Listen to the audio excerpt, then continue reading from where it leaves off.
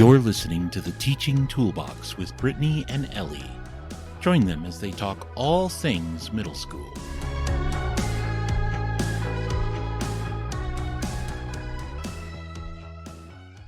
Hey everyone, welcome back to the Teaching Toolbox. I'm Brittany, here with my always insightful and creative co-host, Ellie. Aw, thanks. Hello. Today we're exploring a topic that can truly transform your teaching, differentiation. And we're not just talking about big, time-consuming strategies. We're breaking down simple, efficient ways to differentiate assignments and lessons without doubling your workload. Yeah, because no one wants double the workload. No. Teachers are already stretched thin. So today we've got practical, realistic ways to meet students' diverse needs without spending hours reinventing the wheel. Today we'll focus on 3 key areas. Differentiation in note-taking, because not every student learns best through traditional notes. Differentiation in lesson activities, so every learner is engaged. And differentiation in homework, so students have meaningful, accessible assignments. And the best part? These strategies work for any grade level and any subject. So let's jump in. So let's start with note-taking. We know that note-taking is one of the biggest ways students process and retain information. But here's the problem, just like Ellie said, not every student takes notes effectively. That is for sure. Research actually shows students who take notes strategically retain more information. In a study from the Association for Psychological Science, students who summarized key points and made connections between concepts performed better than those who just copied information verbatim. But here's the thing. Most students don't naturally know how to take notes that way. Which is where the differentiation can come in. Instead of assuming all your students can listen, process, and write down notes in the same way, try offering different approaches. Guided notes give students structured outlines with key ideas and blanks to fill in. This is great for students who struggle with organization, so you provide the organization and give them blanks to fill in. Cornell notes are a method which encourages students to summarize, ask questions, make connections.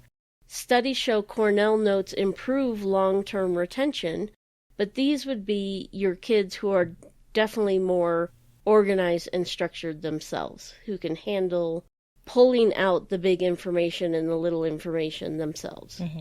Sketch notes are for visual learners who may do better with concept maps, doodles, symbols, instead of traditional notes. Some teachers even let students create one-pagers to summarize their content. And then, of course, there's lots of digital options. Some students process better by typing instead of handwriting. Apps like OneNote, Notability, and Google Keep allow students to organize notes in a way that makes sense for them. Mm-hmm. And then we also have audio and video. Some students, especially those with learning differences like dyslexia or ADHD, benefit from recording lessons and listening back later. Others might prefer a flipped classroom model where they watch videos at their own pace and pause to take notes in a way that makes sense for them. Exactly. And differentiation doesn't have to be overwhelming. Just offering students a choice in how they take notes can dramatically improve comprehension in your classroom. Let's think about a few quick strategies to make this differentiation fairly easy to implement. First off, if you can give students a choice and they can choose writing, recording, watching a video at their own pace, or taking their own notes, that's fantastic. Yeah, my daughter has auditory processing disorder. And this did not happen when she was in middle school or high school, but when she was in college, she was able to have the lectures recorded. And she could take notes during the lecture, but it was also being recorded. So then she could re-listen to the lecture at her own pace and clarify anything that was in her notes.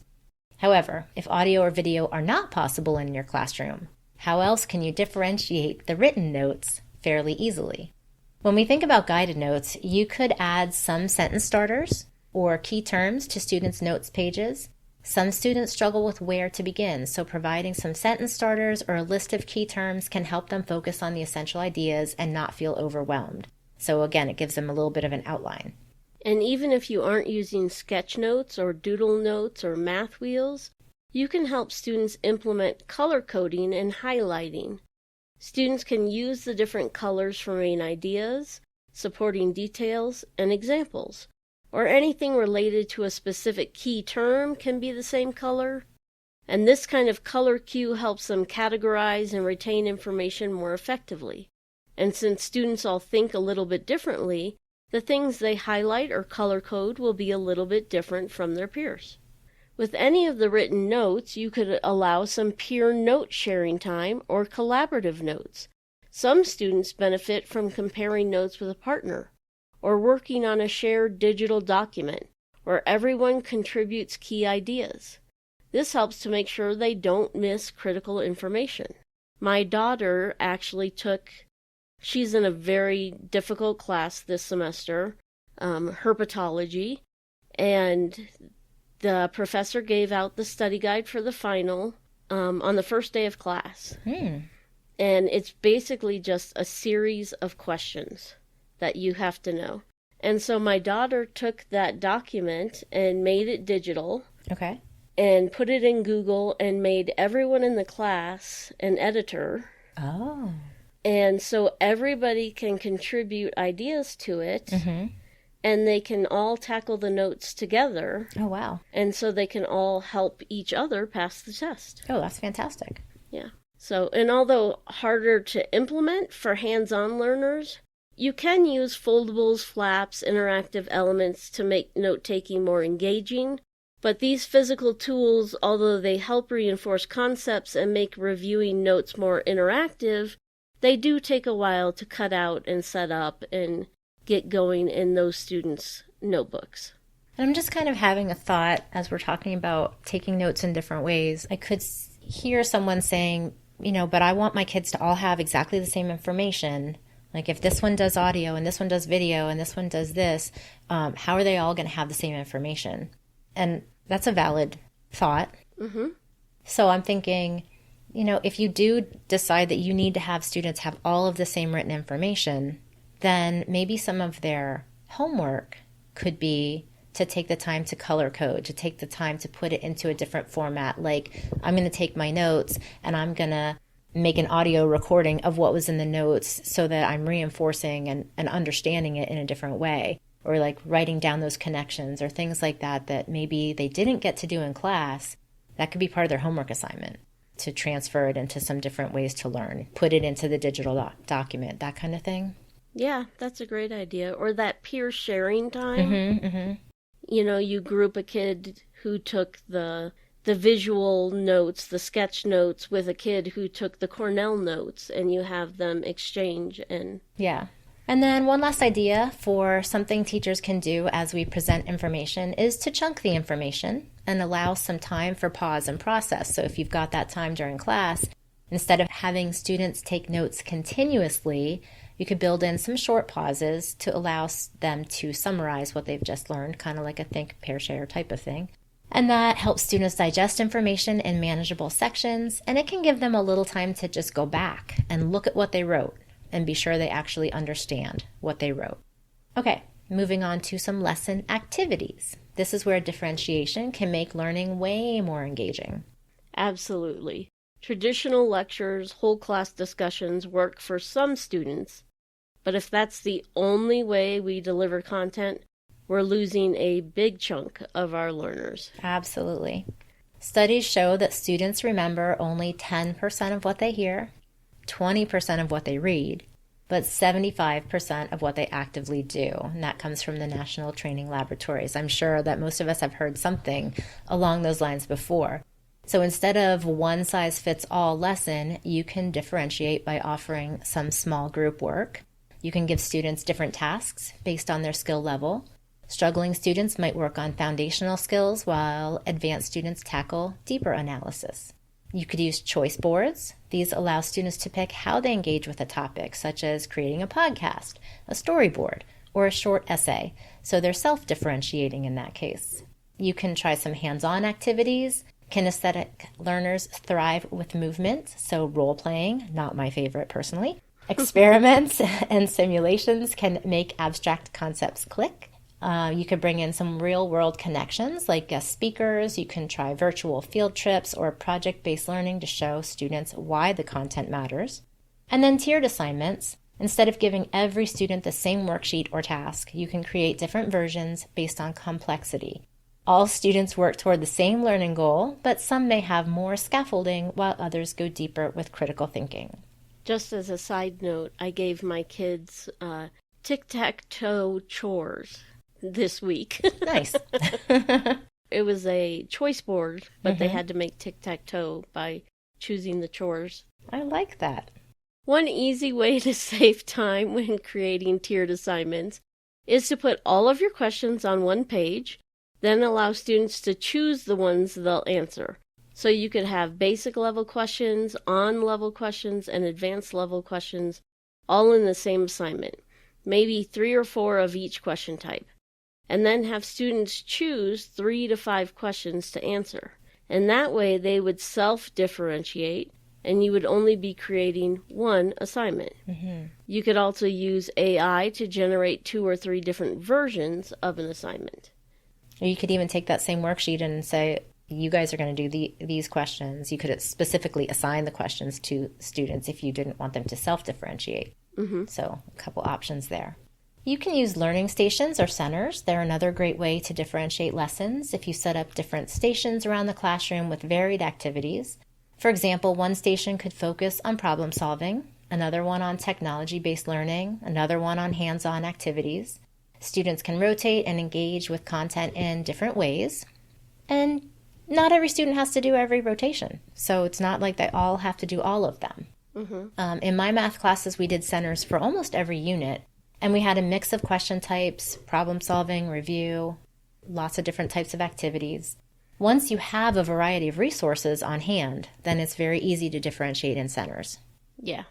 And another way you can differentiate in centers is you can go up to a student and say, I only want you to do the odds in this center. Or, I want you to pick 6 problems in this center to do. Right. And makes it very simple. Another easy to implement strategy is to use think, pair, share with a twist. Instead of a traditional discussion, have students engage with the material at different levels. Some may draw their understanding, others may write a summary, some may explain verbally. This allows for multiple ways to process and share learning.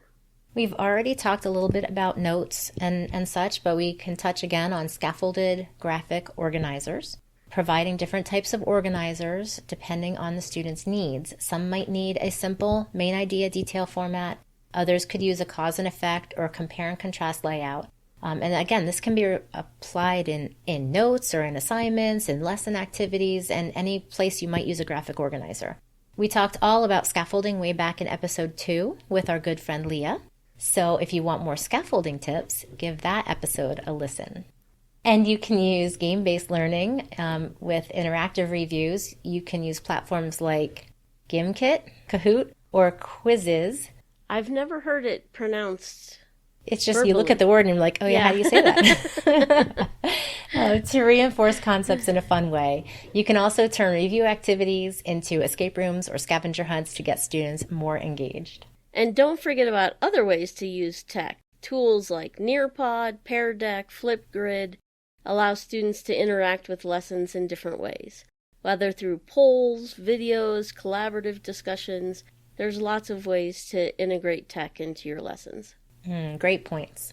The goal is to keep students actively engaged in learning rather than just sitting and absorbing. The more ways we present material, the more students we reach. And honestly, if they're moving, just movement helps their brain to be more engaged. Oh yeah, definitely. All right, last but definitely not least, we have homework. Woo. Homework differentiation is so important because not all students go home to the same environment or the same resources. That's absolutely true. A 2019 Education Week study found that more than 30% of students lack reliable internet at home. which means assigning online homework can automatically put some kids at a disadvantage. Exactly. So how can we make homework more accessible and meaningful? We already talked about ways to differentiate lessons, and some of these strategies are perfect for homework assignments as well. We can have choice-based homework where we let students pick from different assignments based on how they learn best. They could write an essay, create a video summary, or even explain a concept to a family member and then reflect on it. They can have tiered assignments where they give different levels of complexity based on student readiness. For example, all students might analyze a short story, but some might focus on plot summary, while others might do a deeper thematic analysis. And we could have real-life applications for our homework. We could have students apply what they've learned in real-world ways, like budgeting their weekly expenses in math, or interviewing family members for a history project, or applying for a job. And some students have after-school jobs, family responsibilities, or learning differences that make strict deadlines stressful. So consider giving extended deadlines or multiple due dates. Have those flexible deadlines for kids. And all of this differentiation doesn't have to mean more grading for you. You can use rubrics, self-assessments, and peer reviews to lighten the load while keeping students accountable. Love that. The goal isn't more homework, it's better homework that actually helps students learn. So to recap, differentiation in note-taking gives students multiple ways to process information. Differentiation in lesson activities keeps students engaged with hands-on collaborative learning. And differentiation in homework ensures assignments are meaningful, accessible, and adaptable to student needs. And the best part is that these strategies don't need to take a ton of extra time. They take a little bit of a shift in mindset. Doesn't mean that they won't take any extra time, but the best question to ask is, how can I most effectively and most quickly get these things worked into my routines? A little flexibility goes a long way in making learning more effective for all students. So that's it for today's episode of the Teaching Toolbox.